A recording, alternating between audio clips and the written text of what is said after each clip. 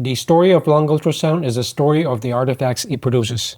The healthy lung is one that is typically aerated and one in which the physical properties of ultrasound waves are distorted because of this.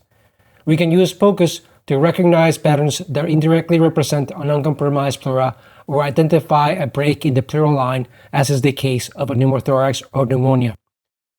It also identifies the alveolar interstitial syndrome as a condition with a thickened pulmonary interstitium.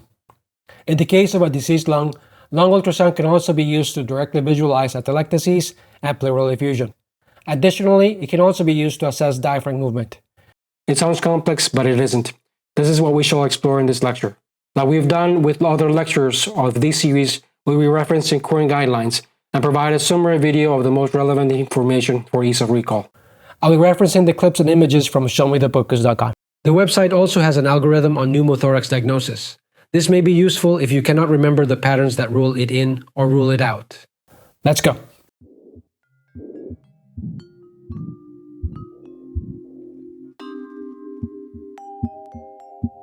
Goals. Lung ultrasound can assist in the differential diagnosis of patients presenting with respiratory distress and shock, and in those following thoracic injuries. We will learn how to perform a lung ultrasound exam and define normal sonographic anatomy of the lung and diaphragm. This includes analysis of the pleura, identification of different ultrasound artifacts, and visualization of real images.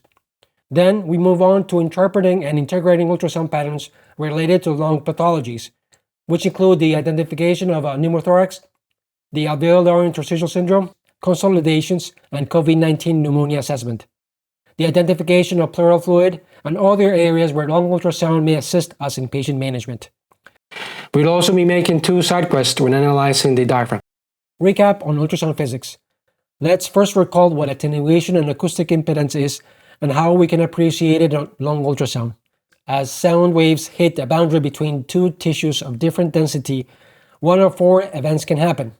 Sound waves can be reflected back, which is the primary interaction of interest for diagnostic ultrasound. However, sound waves can also be refracted, causing a change in direction of the beam.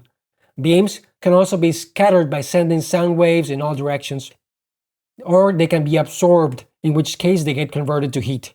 All 4 of these forms reduce the intensity of the primary beam in what is known as attenuation, and it is determined by the difference of acoustic properties between 2 adjacent structures. Acoustic impedance is a measure of a tissue's opposition to sound waves and is determined by the medium's stiffness and density. It is the difference in acoustic impedance between 2 tissues that determines how much sound waves pass. In the chest, we have 2 major sources that have different acoustic impedances. The first one is the target of our lung ultrasound exam, and it is the soft tissue and the lung. A large difference in acoustic impedance exists between these 2, which prevents a large proportion of sound waves from crossing this barrier. As sound waves get reflected, a strong echo is generated. What little sound wave passes is scattered by air in the lung, creating a hypoechoic image displayed on the screen on the far field. The second source, with very different acoustic impedance, is the rib cage and any soft tissue that lies below. Bones have the highest acoustic impedance of the body, which generates hyperechoic or white lines on the screen with practically no waves passing through this structure. Thus, we cannot see anything deeper, and in fact, we can also appreciate this as a black or anechoic shadow behind each rib. In both of these cases, we appreciate acoustic shadowing as the inability to see deeper structures, which is much more pronounced with bone. Lung anatomy. This is just a quick recap on lung anatomy that is relevant to lung ultrasound, and there are 2 points that we need to cover. Since we are placing the probe on the skin surface, we need to recall the layers that make up the thorax. On the superficial level, we have the skin, subcutaneous tissue, and muscle, and their respective facial layers. These are the components of soft tissue we'll be describing, which are bordered by their respective ribs. The neurovascular bundle lies in the inferior border of each rib. Then we have the parietal, and then the visceral pleura that envelops the lung. On a much lower and deeper level, we can look at the posterior aspect of the rib cage and appreciate relevant structures. This includes the liver and right kidney on the right, which are separated from the thorax by the curved diaphragm. On the left, the spleen, left kidney can also be seen, and the left diaphragm. Notice that these structures are more posterior than the right structures.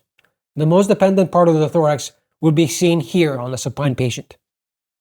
Ultrasound requirements. Any ultrasound probe can be used for the examination of the lung if it can penetrate past the pleura. Typically, a linear probe would be used first, with frequencies between 7 to 13 MHz. The convex transducer with frequencies between 3 to 7 MHz allows the examination of subpleural lung at the expense of a worse resolution, but we can use it to assess pleural effusions and the diaphragm. The phased array probe has the worst spatial resolution but can still be used. 2D as well as M mode will be used for this application. The main limitation for lung ultrasound evaluation is the presence of subcutaneous emphysema and thick layers of subcutaneous tissue that prevents ultrasound penetration past the chest wall. It is important to recognize that, like all POCUS applications, lung ultrasound should follow the indication, acquisition, interpretation, and medical management framework. This allows us a standardized approach to minimize errors. And we mentioned some of the indications, and they are as follows. Lung ultrasound can assist in the differential diagnosis of patients presenting with shortness of breath and respiratory failure and causes of shock by being able to identify or rule out the following conditions: cardiogenic pulmonary edema, acute respiratory distress syndrome, pneumothorax, pneumonia, pleural effusion, and diaphragmatic dysfunction. It can also be used to identify atelectasis and in hemodynamic assessment when it is used in combination with the focused cardiac exam and as a monitoring tool. Scanning technique and imaging settings. For starters, there is no standardized convention with regards to the ultrasound preset you need to be using for lung ultrasound. Ultrasound manufacturers have created their own program settings that are aimed at optimizing imaging quality. However, these are not standardized across the board. The most common preset includes that of the heart or the abdomen.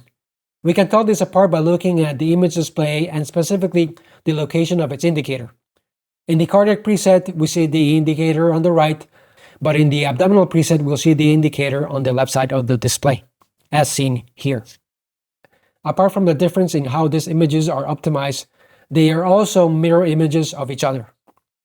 Again, no single preset has been selected as the gold standard for lung ultrasound. According to the latest guidelines, the important point here is to keep using the same preset for any lung exam. There are different scanning techniques that have been proposed for lung ultrasound. The hemithorax can be divided into anterior, lateral, and posterior areas by the anterior and posterior axillary lines. Then we can further divide areas into superior and inferior. Each of these 6 total areas can be used to examine the lung. However, you'll find that providers will use as little as 3 and up to 12 regions depending on the context and time that they have on their hands. The probe is oriented longitudinally, meaning perpendicular to the lung axis of the rib, so that a clear identification of the bad sign can be performed. But it can also be oriented on the lung axis of the rib cage, in which case you will not see acoustic shadowing on the screen generated by the ribs. Then there are also protocols in existence. The blue protocol is the most commonly referred lung ultrasound exam.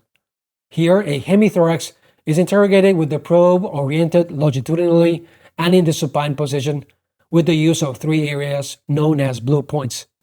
The upper blue point is located at the second intercostal space in the midclavicular line. The lower blue point is at the 5th or 6th intercostal space in the lateral clavicular line, and the posterolateral alveolar and or pleural syndrome, PLAPS points, is at the intersection of the posterior axillary line and a rib space between the 10th and 12th ribs. I will refer to this latter position as the posterolateral view. Placement of the probe in this position allows us to evaluate the more dependent parts of the lung with the patient in the supine position. Guidelines recommend starting with the most dependent and dorsal areas of the chest and moving upwards on examination. One can identify the curtain sign, which identifies the respective costo-diaphragmatic angle, and then move upwards. This is an artifact, and it is caused by an aerated lung moving down and causing acoustic shadowing of the deeper structures that we see on the scan with the use of a cardiac and a curvilinear probe. This means that the diaphragm disappears because of the sound waves being absorbed by the air in the lung in the near field. This sign is easier to appreciate with the use of the curvilinear probe. Entering the first side quest, and it is related to the diaphragm. Guidelines advocate on the assessment of the diaphragm as part of the lung ultrasound exam. However, it seems unlikely you'll be tested specifically as of the making of this video. But since we are already in the lungs, Let's devote just a little bit of time to be more comprehensive. When examining the diaphragm, there are two ways to evaluate it.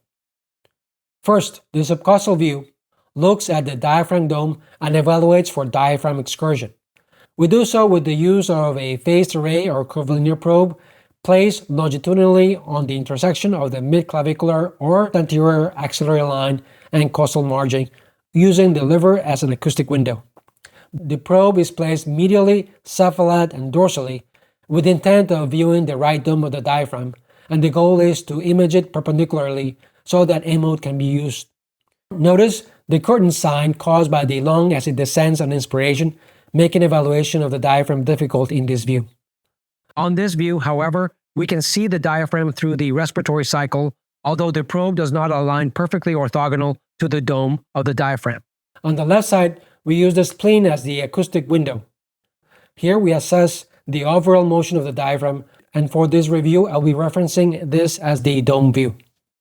Second, the other view that evaluates the diaphragm is the intercostal view, and one in which we assess the portion of the diaphragm that is in opposition to the chest wall, known as the zone of apposition, ZOA view. For this, a linear probe is placed on the anterior axillary line, and the trick is to identify the absence of lung as we move down the chest wall, which is what we see here in this 2D view. Here, we assess the thickness of the diaphragm. The thickness can then be assessed as a distance between the hyperechoic pleura and peritoneal membranes. First side quest done. Imaging settings have a profound influence on the reproducibility of the artifacts that we will be exploring. This is particularly important in the case of B-lines. Imaging frequency and bandwidth have a major role in visualizing these vertical artifacts. Imaging the same point with probes of different frequency may show or even abolish these artifacts. Current guidelines recommend the position of the focal point should be at the pleural line and that the same probe should be used with the same settings if the intent is that it be used for serial assessments. The angle of incidence also has an influence on the reproducibility of the artifacts, albeit to a lesser degree. Guidelines have not established the optimal imaging depth or frequency when assessing the lung. Also remember to remove filters and harmonics from your ultrasound system if you have them. In short, you want the settings to be as vanilla as possible because we want to see artifacts, so keep settings to default. As of now, there is no significant by-effect for diagnostic lung ultrasound reported in humans, and guidelines suggest adhering to the as low as reasonably available principles. In the context of lung ultrasound, this is likely the amount of time you are already devoting to the examination of the lung. If possible, a mechanical index below 0.4 should be selected. Ultrasound semiology. We first need to define ultrasound semiology before we can be able to interpret lung ultrasound clips and associate them with a particular disease or syndrome. It is important to recognize that the following ultrasound signs are not specific for a diagnosis. They can be used as part of protocols looking at ruling in or ruling out a limited number of acute diagnoses, as we will explore. Movement of the pleura and lung ultrasound. The artifacts coming from the lung stem from the pleura, so let's dissect this first with 2D and then M-mode. And what are artifacts? An artifact is a distortion of the sound information perceived by and interpreted by the ultrasound system. In a high level, the machine interprets there being something when this something is not actually there. The ultrasound system assigns depth-based representation of an image that is based on the time interval it takes the sound waves to reach a transducer and assumes the reflection is always a straight line and singular path. If there are distortions to these physical properties, an artifact occurs. In 2D or brightness mode, lung sliding. As sound waves hits the soft tissue on the pleura, the pleural line appears as a hyperechoic or white line and corresponds to the parietal pleura. However, some guidelines suggest this line does not correspond entirely to an anatomical representation. In any case, the pleural line moves in synchrony with tidal ventilation, what is known as lung sliding, and indicates a position of the parietal and visceral pleura. We can appreciate this movement similar to ants crawling in that space because of the linear heterogeneous movement it produces on the pleural line, and it is what we see on the screen with the use of a linear probe. Here we see the pleural line with other probes, including the curvilinear probe, although it is much harder to see with a phased array probe. Notice the thin uninterrupted hyperechoic pleura. Since we're cutting a parasagittal plane with ultrasound, we can also appreciate bony structures on the sides of the pleural line, located more shallow than the latter and producing a characteristic hyperechoic curvature. The bat sign is the combination of the pleural line bordered by the bat wings that corresponds to the rib line and what is seen here. Lung pulse. Cardiac activity generates movement of the visceral pleura in what is known as the lung pulse. The pleural line appears pulsating. This movement of the pleura is not related to tidal ventilation, and that is what you would expect from one lung ventilation, as is the case of main stem intubation, for example. Here we compare lung pulse versus lung sliding. A-lines. These are hyperechoic or white lines that are parallel to the pleural line that appear on the far field or located deeper than this first barrier. The pleural line acts as a strong reflector, and some waves are able to penetrate it.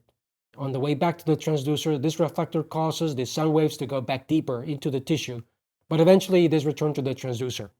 Since it has taken time for the sound waves to return back to the ultrasound machine, it interprets these as being structures. These are located deeper and parallel to the pleural line. This is also known as a reverberation artifact, and in the lung, it reflects a high gas to volume ratio below the parietal pleura. It corresponds to normal lung or hyperinflation. Thus far, we have seen that a sonographic normal lung is one that you will see lung sliding and A-lines. The A-line artifact predominates in normal air-filled lungs. When A-lines exist by themselves, they may correspond to a pneumothorax, which is why other signs need to be considered before making this diagnosis based on lung ultrasound. Lung point. Do not confuse this with lung pulse. This finding brings together the artifacts that we have seen so far. In a two-dimension clip, we see normal lung sliding on the one side of the screen, and on the other side we only see A-lines and the absence of lung sliding. As the patient takes a breath, the barrier between these two moves back and forth within the respiratory cycle. This is because normal lung movement is meeting air in its path. It is the lateral edge of the intrapleural air layer. The lung point represents this interface and is pathognomonic of a pneumothorax. Then we have B-lines. These are common-tail artifacts stemming from the pleural line and can be seen as well-defined hyperechoic or white, long laser-like projections that extend to cover the rest of the screen without fading. They appear like searchlights hitting smoke.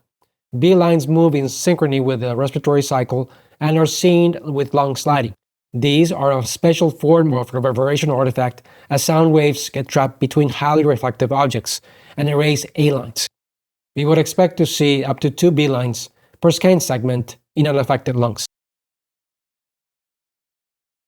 The presence of 3 B-lines or more per scan segment defines the B pattern compatible with the interstitial alveolar syndrome, and it is referred to as lung rockets because of its appearance similar to a rocket plume, which is also known as the B+ lines. The interstitial alveolar syndrome is also known as the interstitial syndrome and indicates the presence of fluid in the interstitial space.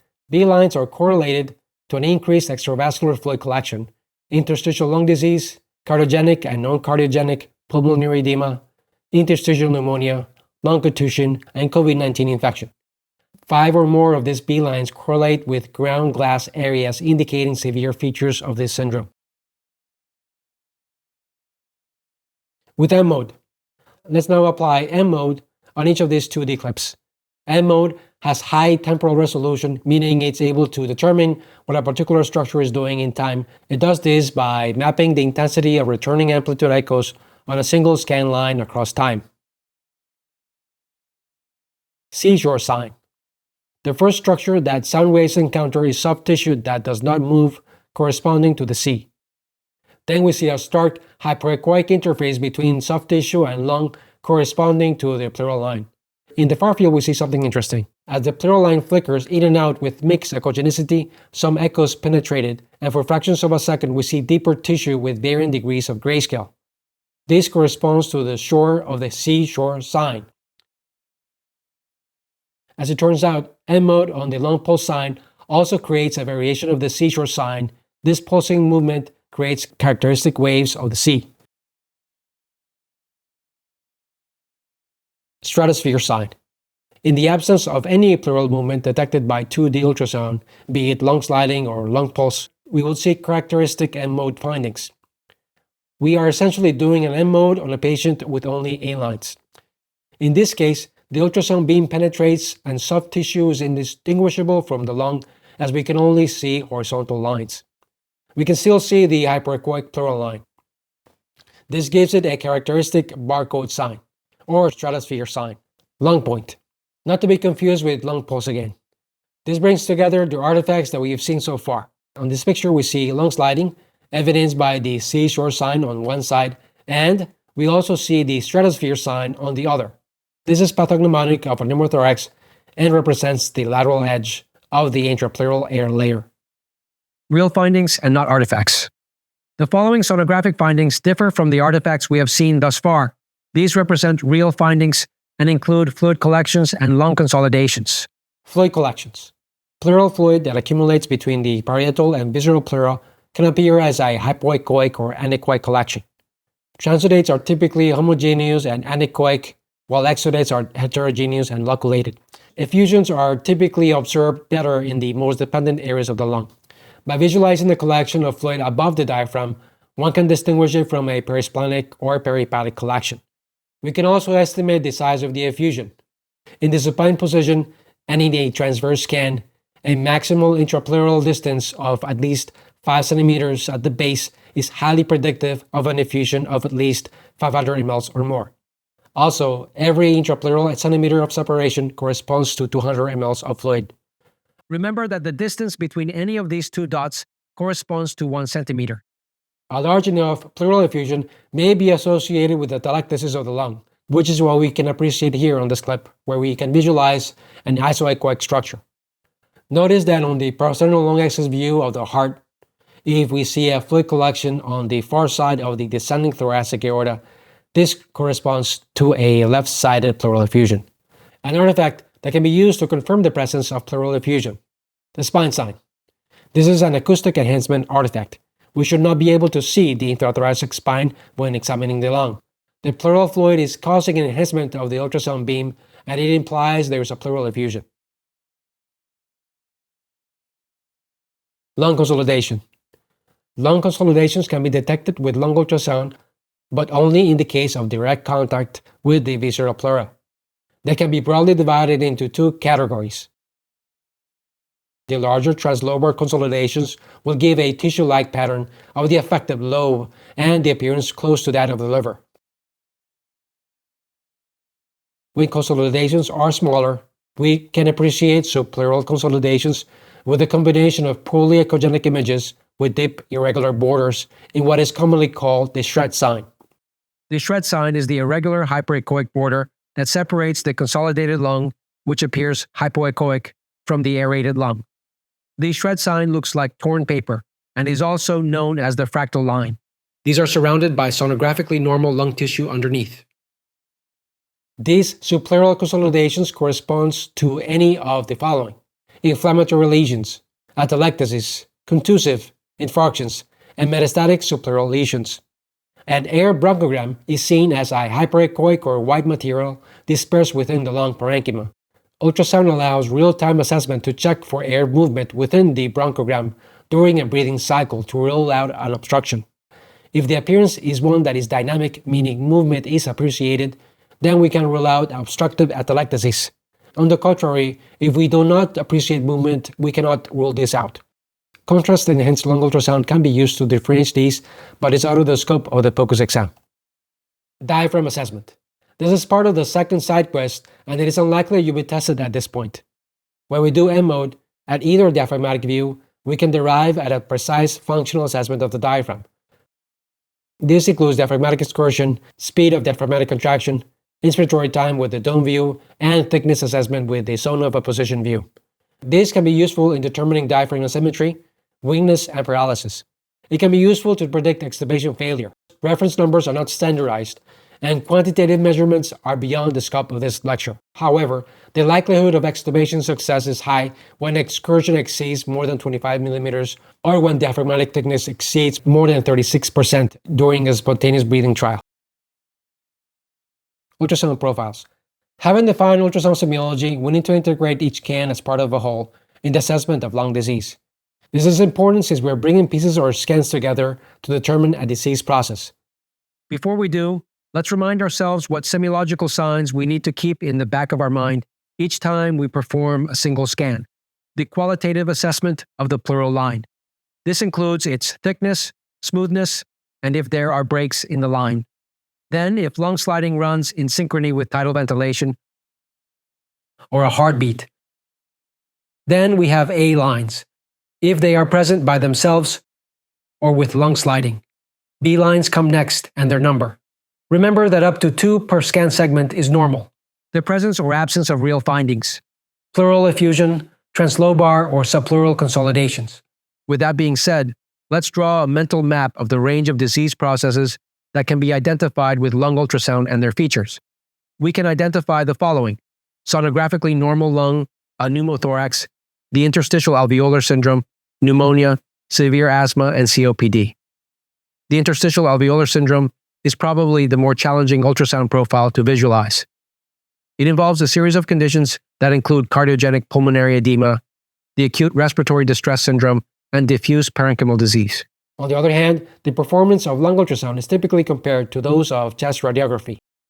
As it turns out, lung ultrasound may have a higher sensitivity and similar specificity for detection of pleural fluid, pneumonia, pneumothorax, and pulmonary edema. So let's dive into what ultrasound features are found in common respiratory disease processes in patients presenting with respiratory failure and shock. Air-filled lungs.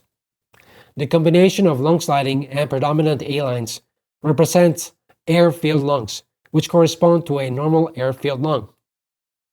Pathologic conditions that present with air-filled lungs include COPD, asthma, and pulmonary embolism without a focal infarct. Pneumothorax.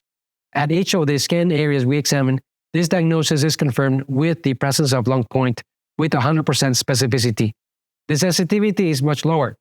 This implies that if we see the sign, it confirms our suspicion, but if you cannot see it, you should not be able to rule it out. By evaluating the position of the lung point on the chest, we can also determine its extent. A lung point beneath the mid-axillary line is associated with an involvement of at least 30% of the lung parenchyma, assuming no loculations exist. This diagnosis can be ruled out by the presence of lung sliding or lung pulse or any B lines in 2D or M mode with high sensitivity. We may be faced in a situation where we see none of the above, and in this scenario, the only thing we see are A lines and none of the rule-out criteria. In this case, a pneumothorax will be highly suggestive in appropriate context, such as trauma.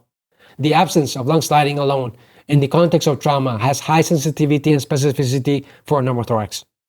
In the context of main stem or one lung ventilation, lung sliding will also be absent on the side not being ventilated, but lung pulse should still be able to be observed. Interstitial syndrome, also known as the interstitial alveolar syndrome. When 3 or more B-line artifacts replace A lines in a scan area, we have what is known as the interstitial syndrome as a result of a thickened pulmonary interstitium. The number of B lines is directly correlated to disease severity. B lines are diffusely present in the setting of pulmonary edema, pulmonary fibrosis, and pneumonitis, as well as the acute respiratory distress syndrome. We need to be able to tell this apart by looking at the distribution of the B lines and the pleural line. A focal pattern is one in which there is only one region, while a diffuse pattern is one in which at least 2 regions per hemithorax is affected. Cardiogenic pulmonary edema. Cardiogenic pulmonary edema presents with symmetric and homogeneous diffuse B lines, with a thin pleura and normal lung sliding, also associated with pleural effusions. Left-sided cardiogenic shock can thus be ruled in or out by the presence or absence of this diffuse B pattern. Cardiogenic pulmonary edema typically exists within the context of respiratory failure and/or shock. For other causes of shock, the initial management of hypovolemic or septic shock begins with fluid administration. Lung ultrasound can also be helpful in this regard. If we notice a change of A lines to B lines, this would indicate the endpoint of fluid administration and signals interstitial edema. In the case of no improvement of circulatory failure, then we can conclude this would rule out hypovolemic shock. Ideally, we should be using the focused cardiac exam to complement the lung assessment in the setting of shock. More on the heart assessment on that particular lecture of this series. Acute respiratory distress syndrome.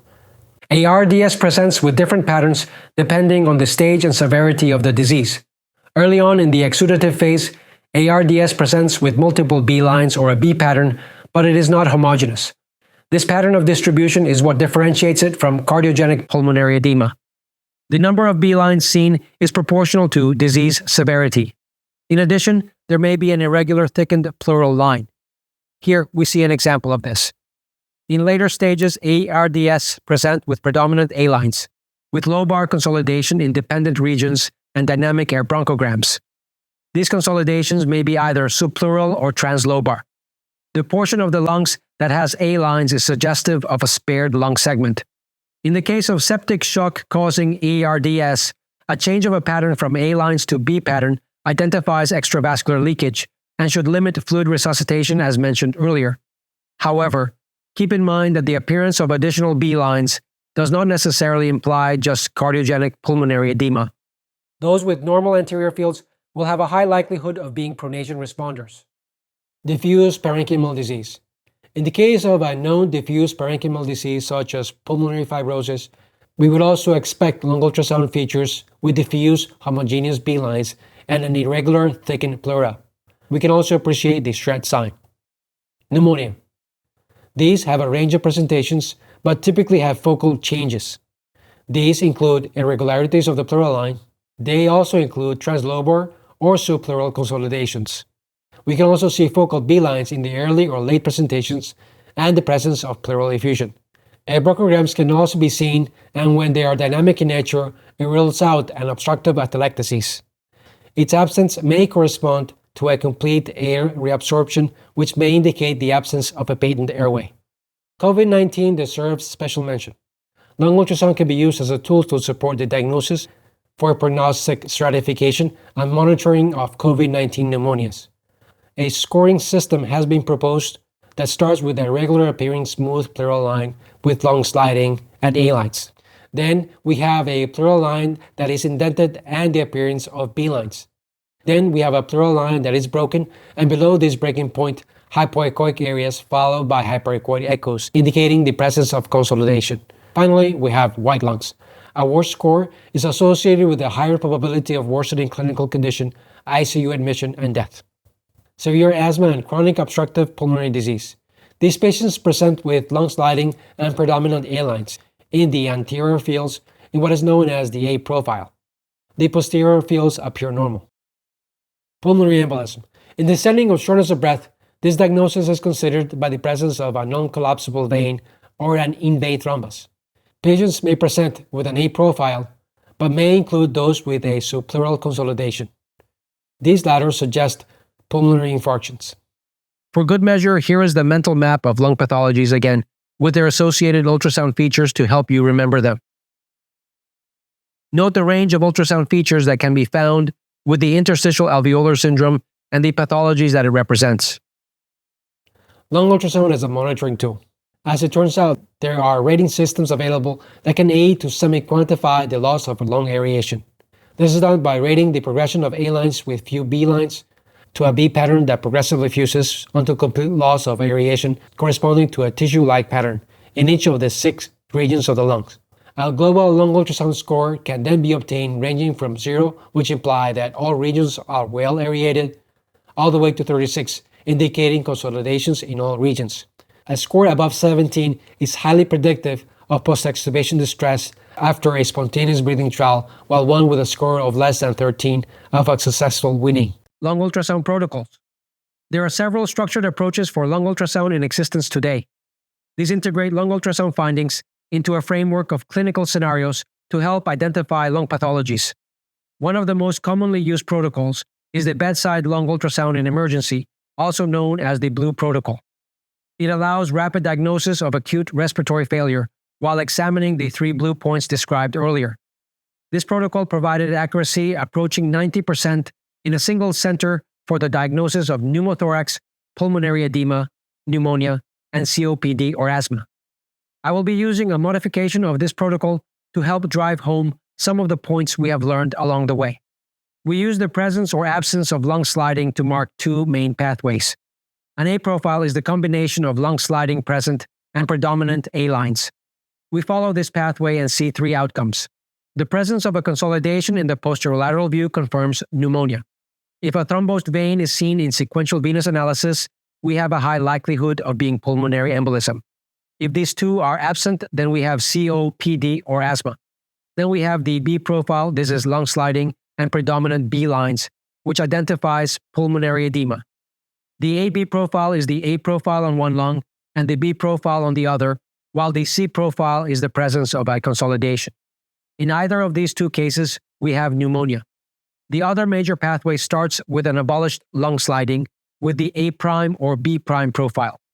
These correspond with the A or B profile described above, but without lung sliding. A B prime profile indicates pneumonia as well. The A prime profile that has a lung point confirms a pneumothorax. Without it, it cannot be ruled in. Any other profile seen rules it out, including the A, B, C, or B prime profile. Did you see ARDS anywhere in this protocol? In the early stages, ARDS may present just like cardiogenic pulmonary edema, with the B profile but with asymmetric findings. Then it progresses to a pattern characterized with consolidations, which implies it can apply to any other profile with the exception of the A prime profile. This example helps illustrate the overlap that exists amongst different lung conditions, which may make the protocol challenging to apply. In summary, lung ultrasound is an effective tool that can confirm or exclude several life-threatening lung conditions in the differential diagnosis of respiratory failure and shock. We're done. Off to your next lecture.